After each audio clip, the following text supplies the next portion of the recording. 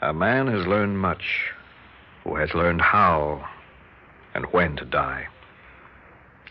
A man has grown 10 feet tall who can say, this is it for me.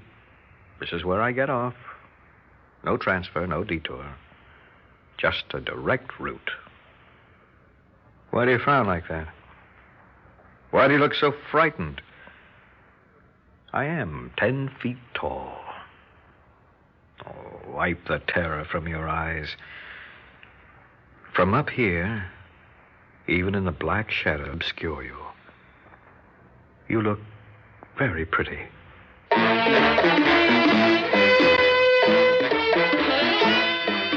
Theater 5 presents The Forgotten.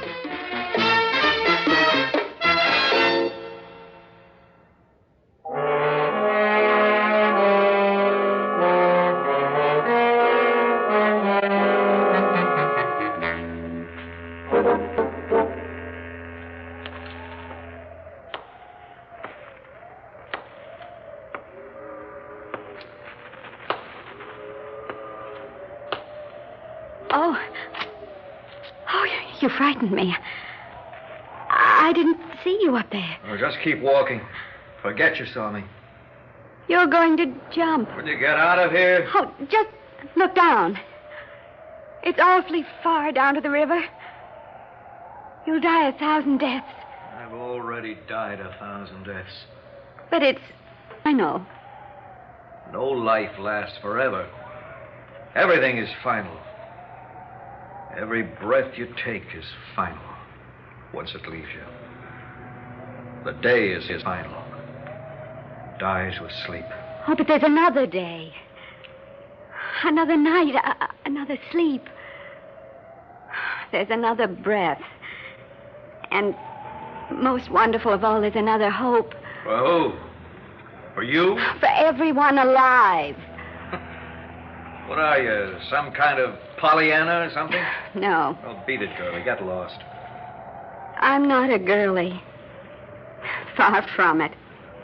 Goody for you. You're not very old yourself. 35. That's awfully young to want to die. I'm an old man.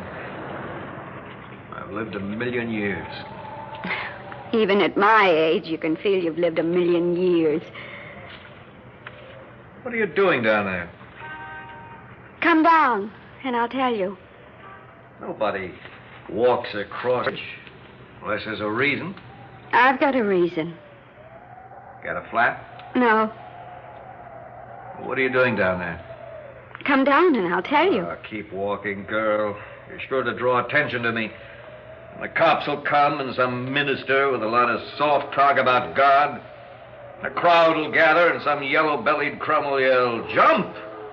I'll yell back, come up and hold my hand, you scum, and we'll jump together. Go on, start walking. No one can see you perched up there in that girder. It's dark. You saw me. Only because I happened to look up. And someone else can happen to look up. No one ever walks across this bridge at night. You said so yourself. No. They drive. Look at him. Speeding. Speeding to where? Home? An argument? A lousy meal? Please come down and talk to me. I'm terribly alone. I need someone to talk to. You got troubles? Yes. And why don't you jump over that railing you're hugging so hard and let the river take care of them for you? Maybe if I talk to you first. Oh, leave me alone. You asked me a little while ago what I was doing here. You said you had a flat. You said that. I don't own a car.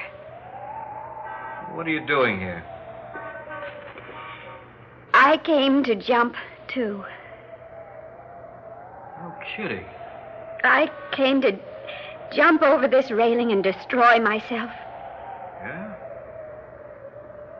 Well, what are you waiting for? Then I saw you perched up there, ready to jump. And I suddenly realized how wrong it was. Just like that, huh? A coward's way out.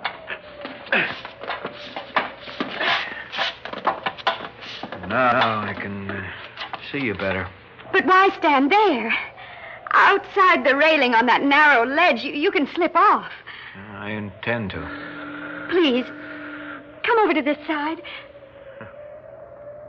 You are pretty. Why do you want to destroy yourself? Oh, please, you make me nervous.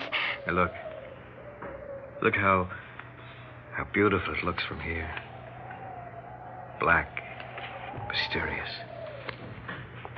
Oh, how I love you, River. River, be good to me. Take me and hold me. I'll be coming to you soon. Oh, it's ugly and frightening. Oh. Why do you want to kill yourself? Because I don't believe I've ever known a single day of happiness in all my life. Well, it's kind of hard to believe. Even I've known a few happy days. Not many, but a few. Have you really? Tell me about them. Well, I gotta think. Oh, I bet you had lots of them. No, not lots. Let me see. Yeah. The day Rosalie Newton promised to be my steady girl. That was one. We were about 13 or 14, I guess. I was carrying her books home from school. We went to Wiley's ice cream parlor for a soda. I treated her. It was the first time I'd ever been alone with Rosalie. I was so nervous, I got clammy all over. I tried to hide it by telling jokes. I guess she didn't notice. Oh, Oliver, you are funny. Oh, here's another one. What's black and white and red all over? Oh, I know that one. A newspaper. Can I carry your books home again tomorrow? Sure. Every day? Well, if you want to. I sure do. What are you going to be when you grow up? Gee, I don't know. Well, everybody should know what they're going to be when they grow up. What are you going to be? A nurse. A nurse? Yeah, that's nice. Like Miss Black at school. She looks pretty in her white uniform. I want to work in a hospital. You need a lot of young doctors in a hospital. People are always dying in a hospital. Well, it'd be fun trying to save them. I guess it would. Why don't you become a doctor? I don't know. I don't like hospitals. This is a nice soda. Yeah, Wiley always makes nice sodas. He charges enough. Would you like another? Oh, no, thanks. I can hardly finish this one. Rosalie. Where do you get all the money? Oh, my paper route. I'm allowed to keep all I make. Well, you're lucky. Rosalie, will you be my girl? I mean, will you be my steady girl?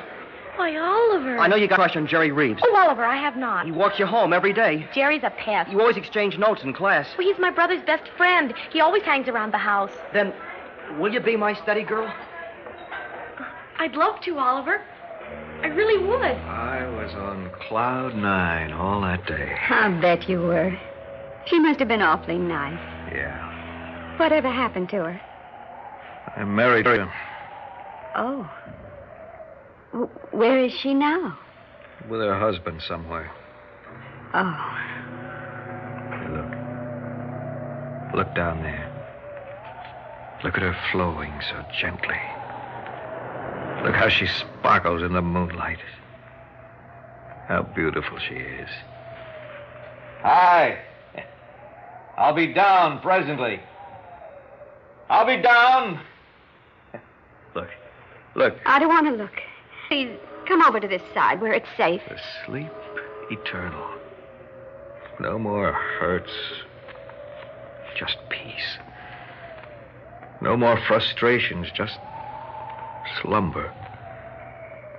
No more fears, hate. Just sleep.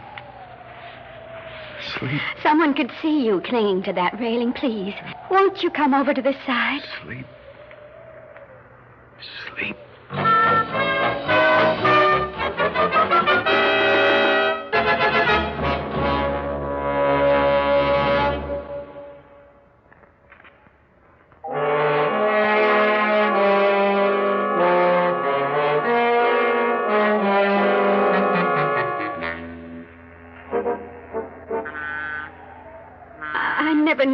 frightening a bridge could be at night.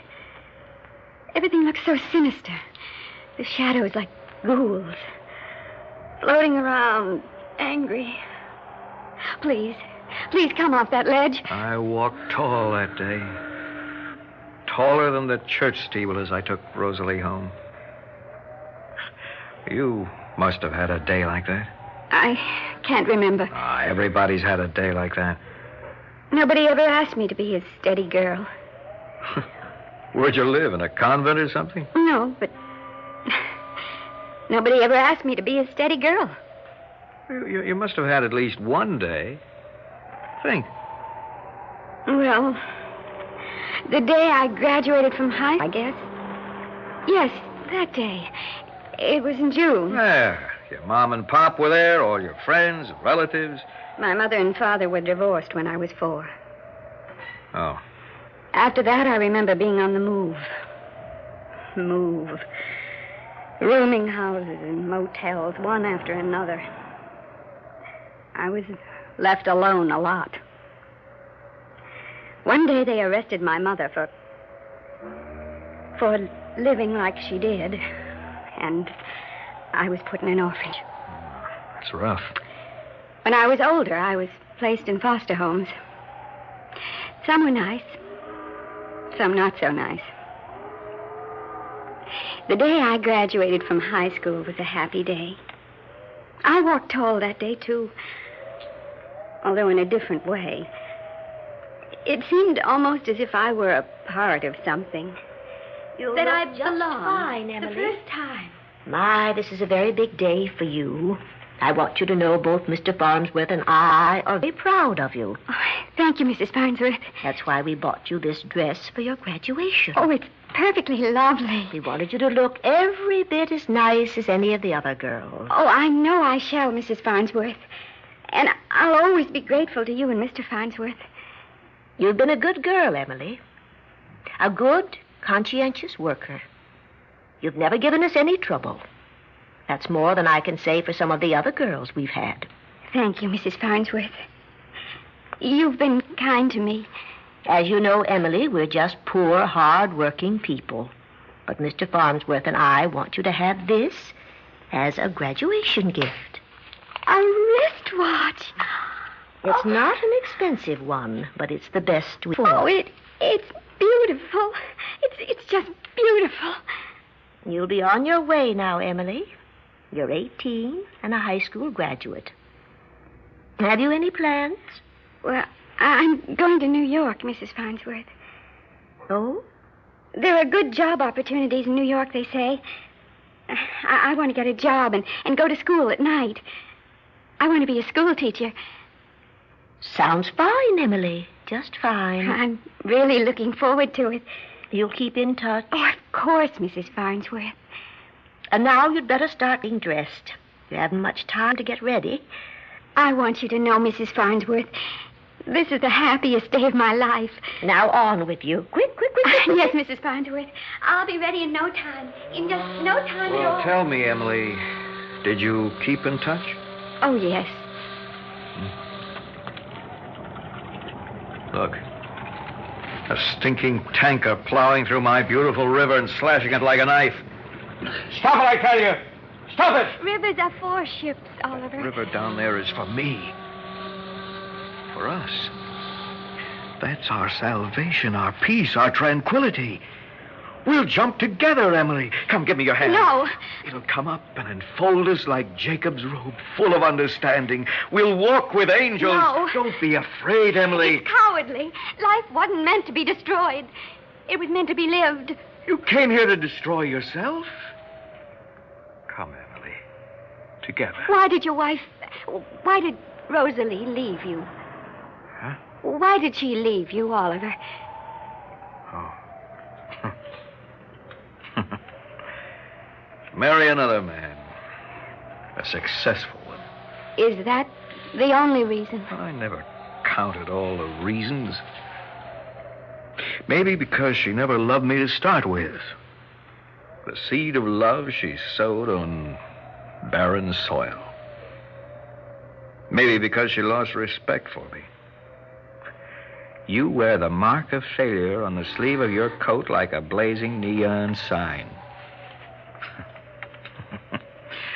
Oh, she could pour it on. Oh, that was cruel. And maybe because we never had any kids. A woman should have kids or a job when she's married, or her mind becomes a playroom for the devil. And maybe because I loved her too much, tried too hard to hold her.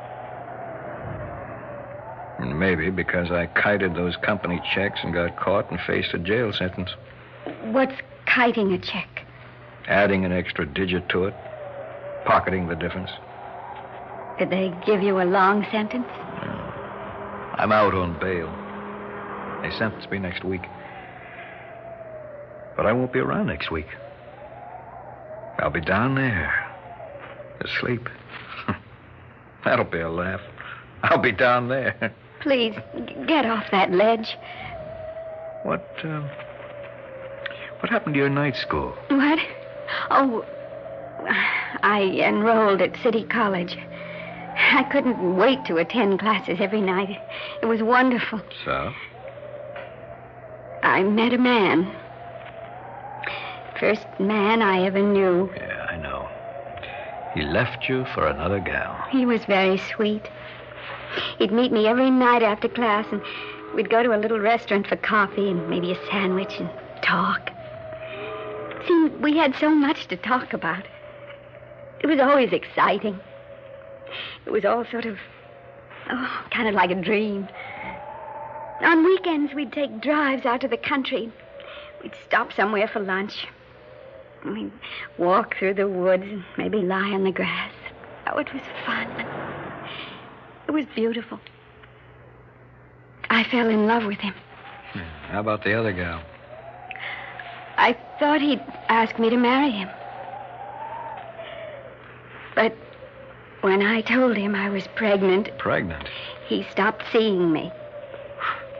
Dirty rat. Why didn't you take him to court? He works for some European firm. He went back. He's married and has a family over there. I'd like to lay my hands on that character. It was so pretty while it lasted. So very, very pretty. Oh, you've come over the railing, Oliver. Huh? Oh, yeah. Emily, you're going to have a baby. Yes. Do you realize what you'd have done if you jumped off this bridge? I'd have committed suicide. You'd have also committed murder. I hadn't thought of that. Emily, there's a pizza joint at the end of this bridge. What do you say we go over there? Have a pizza, maybe a beer. Do a little thinking.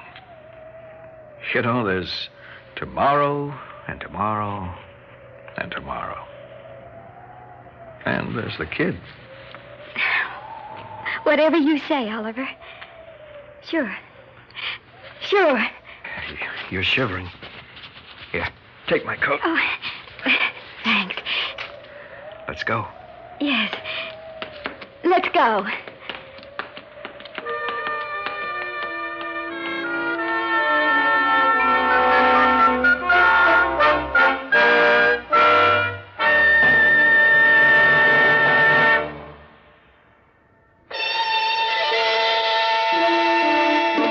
Theater 5 has presented The Forgotten, written by Nick Cosentino, produced and directed by Warren Somerville. In the cast, Gene Gillespie, William Griffith, Elise Camargo, Abby Lewis, and Larry Robinson. Audio engineers Neil Pultz and Joe Palmer. Sound technician Ed Begley. Script editor Jack C. Wilson. Original music by Alexander Vlastotsenko. Orchestra under the direction of Glenn Osser. Executive producer for Theater 5, Lee Bowman. We invite your comments. Write to Theater 5, New York 23, New York. That's Theater 5, New York 23, New York. This is Fred Foy speaking.